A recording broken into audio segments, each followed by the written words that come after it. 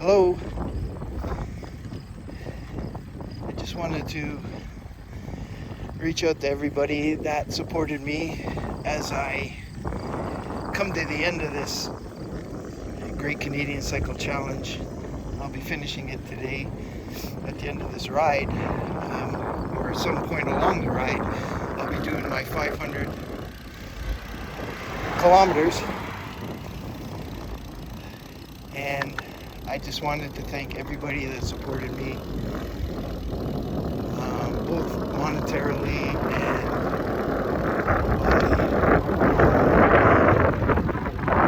just supporting me through good thoughts and prayers. It hasn't exactly been easy for me. I have ridden through some pain.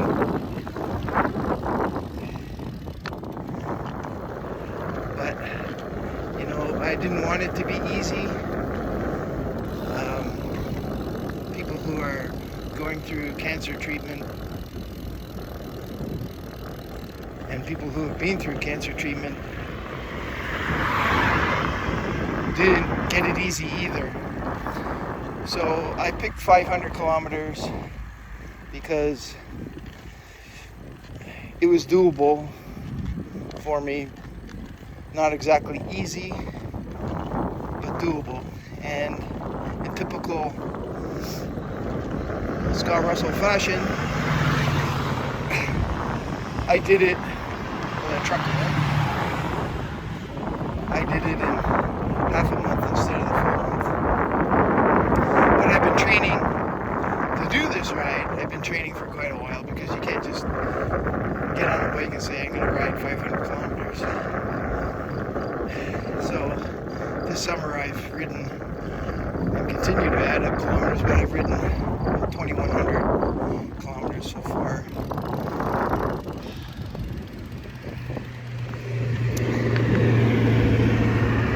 And I've been asked, why do you want to do this? Why are you doing that? Why are you putting yourself through that? And I really have two reasons.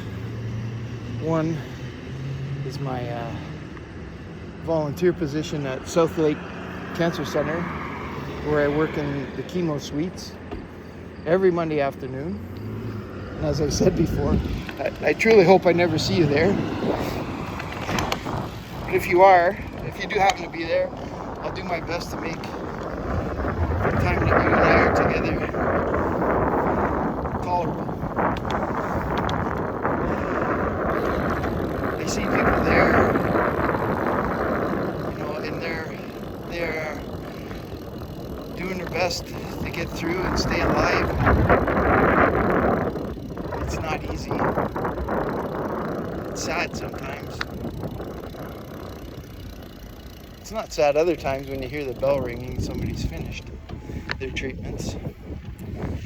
And the other reason I wanted to do this is for family and friends. And my own journey with cancer in my family, my immediate family, started when I was 8 years old with my sister, who was 13, almost 14. She was diagnosed with an ovarian tumor, and for the next 2 or 3 years, I can't remember exactly, she basically went through hell. And I would say basically my whole family went through hell. And somehow we come out the other side together, more or less intact. We all suffer a little PTSD, I'm sure, from that experience. My sister for sure. And 50 years later, my sister Linda is still alive, thankfully.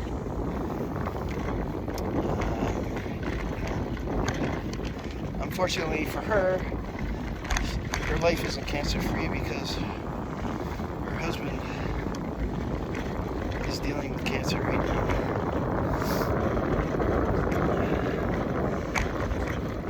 So, after my sister, I have a list here. My nephew Brendan, at 9 years old, was diagnosed with non-Hodgkin's T-cell lymphoma. And he went through what no human being should have to go through, trying to beat this disease. And unfortunately, Brendan passed away at age 11. Sue and I were with Sandy, his mother, or his father, and Janice, his mother. We were with him when he died, and yeah, it was a very sad moment in our lives, and one that you never forget. And we all still miss him. I'll just move on. That's it for the child cancers. Then my father-in-law passed away from cancer. Lloyd Steckley, great man, carpenter, loved to fish. Judy Steckley, my sister-in-law, she's alive. She had a brain tumor, and it was removed, and she's in a nursing home now. As I said earlier, my brother-in-law Mike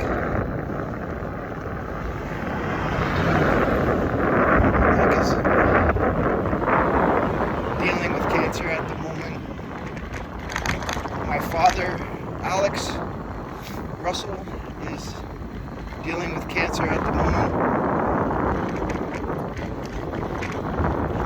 My good friend Mitch Curtis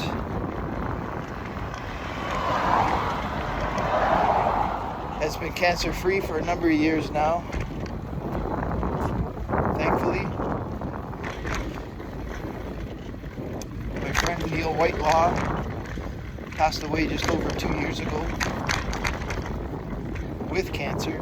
I wouldn't say from cancer. He had a really bad infection that probably affected him more than cancer at the time.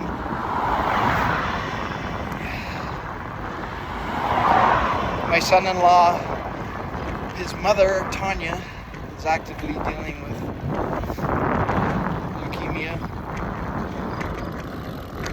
My good friend Bob Skinner,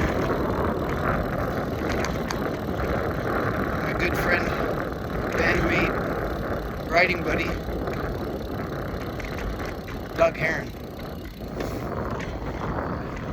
So I ride in honor of everyone. I hope that the money raised from all these rides this year actually goes towards curing this horrible disease. Anyways, I'll keep riding until I finish this today. Thanks.